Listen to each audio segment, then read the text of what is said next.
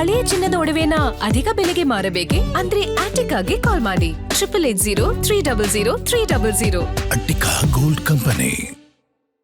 ನೇಪಾಳದ ರಣಭೀಕರ ಪ್ರವಾಹ ಭಾರತದಲ್ಲೂ ಕೂಡ ಅವಾಂತರಗಳನ್ನು ಸೃಷ್ಟಿ ಮಾಡಿದೆ. ಬಿಹಾರ ಮತ್ತು ಉತ್ತರ ಪ್ರದೇಶದಲ್ಲಿ ಪ್ರವಾಹದ ಟೆನ್ಷನ್ ಶುರುವಾಗ್ಬಿಟ್ಟಿದೆ.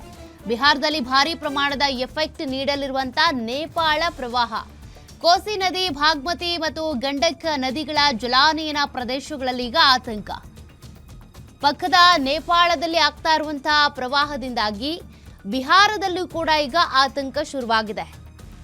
ನದಿಗಳ ನೀರಿನ ಮಟ್ಟ ಏರಿಕೆ ಆಗ್ತಾ ಇದ್ದಂತೆ ಇತ್ತನೂ ಕೂಡ ನೀರು ರಭಸವಾಗಿ ಹರಿದು ಬರಬಹುದು, ಪ್ರವಾಹ ಆಗಬಹುದು ಅನ್ನುವಂಥ ಆತಂಕ.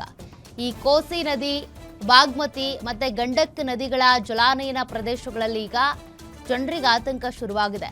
ಬಿಹಾರದಲ್ಲಿ ಈಗ NDRF, SDRF ತಂಡಗಳನ್ನ ನಿಯೋಜನೆ ಮಾಡಲಾಗಿದೆ. ನೋಡಿ, ಜನರಲ್ಲಿ ಗೂಳೆ ಹೊರಟುಬಿಟ್ಟಿದ್ದಾರೆ, ಅಲ್ಲಿಂದ ಬೇರೆ ಕಡೆಗೆ ವಲಸೆ ಹೋಗ್ತಾ ಇದ್ದಾರೆ. ಕಾರಣ ಭಯ, ಯಾವಾಗ ಬೇಕಿದ್ರೂ ನದಿ ಉಕ್ಕಿ ಹರಿಬಹುದು ಅನ್ನುವಂಥ ಕಾರಣಕ್ಕೆ ಬಿಹಾರದಲ್ಲಿ ನದಿಗಳ ನೀರಿನ ಪ್ರಮಾಣ ಹೆಚ್ಚಾಗಿ ಅವಾಂತರ ಸೃಷ್ಟಿಯಾಗೋ ಸಾಧ್ಯತೆ ಇದೆ. ಜೀವ ಉಳ್ಕೊಂಡ್ರೆ ಹೆಂಗೋ ಬದುಕಬಹುದು ಅಂತ ಜನರಲ್ಲಿಂದ ವಲಸೆ ಹೋಗ್ತಾ ಇದ್ದಾರೆ. ಪ್ರವಾಹ ಎದುರಿಸೋದಕ್ಕೆ ಅಂತ ಸಕಲ ಸಿದ್ಧತೆಗಳನ್ನು ಬಿಹಾರದ ಸರ್ಕಾರ ಮಾಡಿಕೊಂಡಿದೆ. ಬಟ್ ಕೊಚ್ಕೊಂಡು ಹೋದರೆ, ಅವರು ಸತ್ತು ಹೋದರೆ, ಅದಾದಮೇಲೆ ಪರಿಹಾರ ಕೊಟ್ಟರೆ ಏನು ಪ್ರಯೋಜನ? ಅದಕ್ಕೆ ಜನರು ಮುಂದಾಲೋಚನೆ ಮಾಡಿ ಬೇರೆ ಬೇರೆ ಕಡೆಗೆ ಸಾಕ್ತಾ ಇದ್ದಾರೆ. ಚೀನಾದಲ್ಲಿ ಪ್ರವಾಹ ಆದಂಥ ಸಂದರ್ಭದಲ್ಲಿ ನೀವು ಇಂಥ ದೃಶ್ಯಗಳನ್ನು ನೋಡಿರ್ತೀರಿ. ಈಗ ನೇಪಾಳದಲ್ಲೂ ಕೂಡ ಅಂಥದ್ದೇ ಪ್ರವಾಹ ಬಂದೊದಗಿದೆ. ಜನರು ನೋಡಿ ಅಲ್ಲಿಂದ ಬೇರೆ ಬೇರೆ ಕಡೆಗೆ ಹೋಗ್ತಾ ಇದ್ದಾರೆ. ಬಿಹಾರದಲ್ಲಿ, ನೇಪಾಳದಲ್ಲಿ ಆಗ್ತಾ ಇರುವಂಥ ಫ್ಲಡ್ ಏನಿದೆ ಬಿಹಾರಕ್ಕೂ ಎಫೆಕ್ಟ್ ಆಗುತ್ತೆ ಅನ್ನುವಂಥ ಕಾರಣಕ್ಕೆ ಇಲ್ಲಿರುವಂಥ ಕೋಸಿ, ಗಂಡಕ್ ಈ ನದಿಗಳೆಲ್ಲ ಉಕ್ಕಿ ಹರಿಯುತ್ತೆ ಅಂತ ಅವ್ರಿಗೆ ಗೊತ್ತಿರುತ್ತೆ. ನೀರಿನ ಪ್ರಮಾಣ ಸದ್ಯಕ್ಕೆ ಎಷ್ಟಿದೆ, ಇದೇ ರೀತಿ ಮಳೆ ಆದರೆ ನದಿ ಉಕ್ಕಿ ಹರಿಬಹುದು ಅನ್ನುವಂಥ ಅಂದಾಜಿರುತ್ತೆ.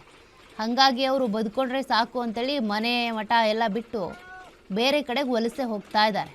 ಜೊತೆಗೆ ಬಿಹಾರದ ಸರ್ಕಾರ ಕೂಡ ಯಾವ ರೀತಿ ಫ್ಲಡ್ನ ಫೇಸ್ ಮಾಡಬೇಕು ಅಂತ ಸಿದ್ಧತೆ ಮಾಡ್ಕೊಳ್ತಾ ಇದೆ. ಫ್ಲಡ್ ಅಂತ ಬಂದರೆ ಅದೇನೋ ಮಾನವನಿಂದ ಸೃಷ್ಟಿಯಾಗೋ ಸಮಸ್ಯೆ ಅಲ್ಲ, ಅದು ಪ್ರಾಕೃತಿಕ ಸಮಸ್ಯೆ. ಅದನ್ನು ಅಷ್ಟಾಗಿ ಫೇಸ್ ಮಾಡೋದಕ್ಕಾಗಲ್ಲ. ಎಲ್ಲೋ ಯಾರೋ ಸಿಲುಕಿದ್ದಾರೆ ಅಂದರೆ ಅವ್ರನ್ನ ಸೇಫ್ ಮಾಡ್ಬೋದು. ವೆಹಿಕಲ್ಸ್ ಕೊಚ್ಕೊಂಡು ಹೋಗ್ತಿದ್ದಾವಂದರೆ ಏನೋ ತಡಿಬೋದು, ಸೇಫ್ ಮಾಡ್ಬೋದು. ಬಟ್ ಉಕ್ಕಿ ಹರಿತಾ ಇರುವಂಥ ನದಿಯ ರಭಸ ಅದನ್ನು ತಡೆಯೋದಕ್ಕಾಗುತ್ತಾ? ಸಾಧ್ಯನೇ ಇಲ್ಲ. ಹಾಗಾಗಿ ಜನರನ್ನ ಸೇಫ್ ಮಾಡೋದಕ್ಕೆ ಏನೆಲ್ಲ ಸಿದ್ಧತೆ ಮಾಡ್ಕೊಳ್ಬೋದು ಅದನ್ನು ಮಾಡ್ತಿದ್ದಾರಷ್ಟೇ. ಅದನ್ನು ಬಿಟ್ಟು ಆಗುವಂಥ ಸರ್ವನಾಶವನ್ನು ಯಾರಿಂದನೂ ತಡೆಗಟ್ಟೋದಕ್ಕೆ ಸಾಧ್ಯ ಇಲ್ಲ. ಹಾಗಾಗಿ ಜನರು ತಾವೇ ಸ್ವಯಂ ಪ್ರೇರಿತವಾಗಿ ಬೇರೆ ಬೇರೆ ಕಡೆ ಹೋಗೋದಕ್ಕೆ ಅಂತ ಸಿದ್ಧತೆ ಮಾಡ್ಕೊಳ್ತಿದ್ದಾರೆ. ಈಗಾಗಲೇ ಕೆಲವರು ಊರು ಬಿಟ್ಟು ಹೋಗ್ತಾ ಇದ್ದಾರೆ.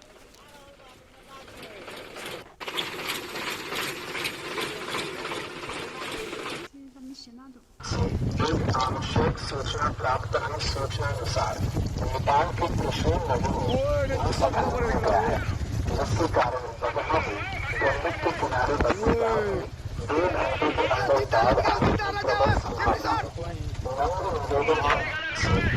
आवश्यक सूचना प्राप्त सूचनानुसार नेपाल के त्रिशूल नदी में भूस्खलन हो गया है, जिसके कारण गंडक के किनारे बसे गांव में 2 घंटे के अंदर बाढ़ आने की प्रबल संभावना है। आवश्यक सूचना प्राप्त सूचनानुसार नेपाल के त्रिशूल